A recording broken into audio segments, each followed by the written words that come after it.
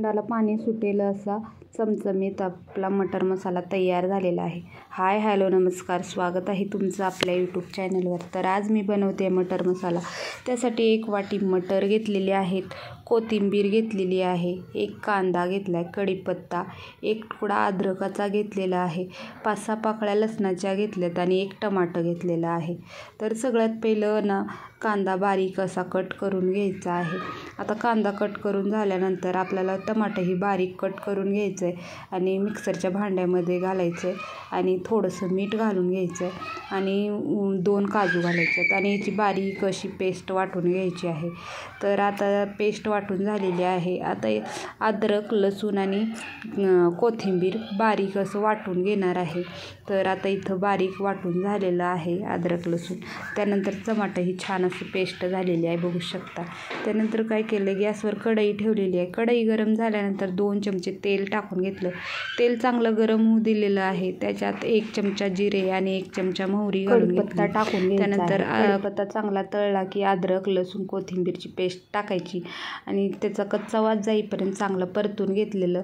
त्यानंतर बारीक चिरलेला कांदा घालून चांगला परतून घेतला कांदा आणि त्याच्यामध्ये 1 चमचा हळद, 1 चमचा धने पावडर, अर्धा चमचा लाल तिखट घातलेला आहे.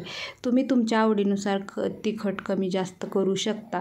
त्यानंतर टमाट्याची पेस्ट घालून घेतली. चांगलं तेल सुटेपर्यंत परतून घ्यायचं आहे. तर तेल सुटलेलं आहे, बघू शकता. त्यानंतर गरम पाणी घालून घेतलेलं आहे 1 वाटीभर आणि छान असं उकळू द्यायचं आहे पाणी आणि त्याच्यामध्ये ना आपल्याला मटर घालून घ्यायची आहेत.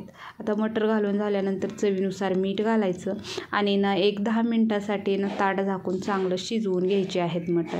आता 1-10 मिनटं झालेले आहेत आणि आपले मटर हे छान असे शिजले गेलेले आहेत आणि हे मटर लवकरच शिजतात कारण फ्रेश मटर घेतलेले आहे आणि याला काही वेळ लागत नाही शिजायला.